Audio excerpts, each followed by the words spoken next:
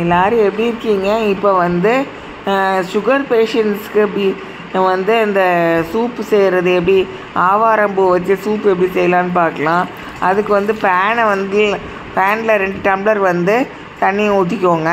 அதுக்கப்புறம் வந்து ஆவாரம்பூ வந்து ஒரு கைப்பிடி எடுத்து அதையும் எடுத்து அந்த பேனில் போட்டுருங்க. அதுக்கப்புறம் பூண்டு உரித்து வச்ச பூண்டை எடுத்து அதையும் போட்டுக்கோங்க. ஒரு 10-20 பூண்டு எடுத்து போட்டுக்கோங்க. ஆவாரம்பூவையும் போட்டுட்டு அதுக்கப்புறம் வந்து நான் கேஸ் ஸ்டவ் ஃப்ளேம் வந்து ஃபுல்லாக வச்சு கொதிக்க வைங்க. நல்லா கொதி வந்ததுக்கப்புறம் கேஸ் ஸ்டவ் ஃப்ளேம் சிம்மில் வச்சு ஒரு 10 நிமிஷம் காண்டும் சிம்மில் வச்சு அதுக்கப்புறம் வந்து எடுத்துருங்க. அந்த ஸ்பூனை வச்சு அந்த பூண்டை எடுத்து பாருங்கள். அந்த பூண்டை வந்து எடுத்து அமுக்கி பாருங்கள். வெந்துருந்துச்சுன்னா நல்லா சூப் வந்து நல்லா ரெடி ஆகிடுச்சின்னு அர்த்தம். அதுக்கப்புறம் நம்ம வந்து எடுத்து பெரியவங்க எல்லோரும் சாப்பிட்லாம். இந்த மாதிரி சாப்பிடுங்க. இது விருந்தார் ஆச்சி சமையல் தமிழ். இது சப்ஸ்கிரைப் பண்ணுங்கள். நன்றி. இந்த மாதிரி சமைச்சு சாப்பிட்டுட்டு உங்கள் கமெண்ட்ஸ் எல்லாம் வந்து எனக்கு அனுப்புங்க. நன்றி. வீட்டு தோட்டத்தில் இருக்கிற வந்து இலைகள் தலைகளை வச்சு நம்ம வந்து எப்படி வீட்டிலே வந்து தேங்காய் எண்ணெய் வந்து ஹெர்பல் தேங்காய் எண்ணெயாக செய்யலாம். மூலிகை தேங்காய் எண்ணெயான்னு பார்க்கலாம் எப்படின்னு. அதுக்கு 1/2 லிட்டர் வந்து தேங்காய் எண்ணெய் ஒரு பேக்கெட்டு வாங்கிக்கோங்க. அதுக்கப்புறம் வந்து வீட்டில் இருக்கிற இந்த இலைகள்லாம் இருக்குல்ல, அந்த செம்பருத்தி இலை, மருதாணி இலை, அதுக்கப்புறம் கருவேப்பிலை, அதுக்கப்புறம் வந்து துளசி இலை எல்லாத்தையும் வந்து எடுத்துக்கோங்க.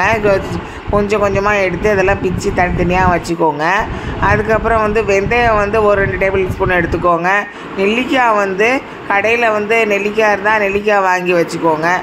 நெல்லிக்காவை துண்டாக வெட்டி எடுத்துக்கோங்க. அதுக்கப்புறம் பேன் ஒன்று எடுத்துக்கோங்க. அதில் வந்து 1/2 லிட்டர் அந்த தேங்காய் எண்ணெய் எடுத்து அதில் ஊற்றிட்டு அதுக்கப்புறம் கேஸ் ஸ்டவ் ஃப்ளேம் சிம்மில் வச்சுக்கோங்க.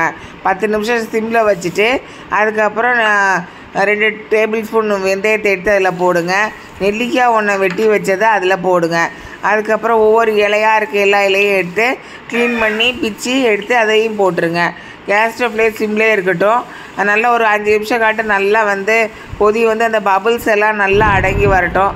அடங்கி வந்ததுக்கப்புறம் அதை வந்து ஆஃப் பண்ணிடுங்க. கேஸ் ஸ்டவ் ஃப்ளேமை நல்லா வந்து ஆற வச்சுட்டு ஒரு 6 மணி நேரம் 7 மணி நேரம் நல்லா ஆற வச்சுட்டு அதுக்கப்புறம் வந்து அதை எடுத்து வந்து ஒரு வடிகட்டி எடுத்துக்கோங்க. அதை வந்து பாட்டிலில் வந்து அந்த இதை வச்சு இந்த கூம்பு மாதிரி இருக்கிற இந்த இதை வச்சு மேலே வடிகட்டுறதை வச்சு அதை எடுத்து ஊற்றிடுங்க.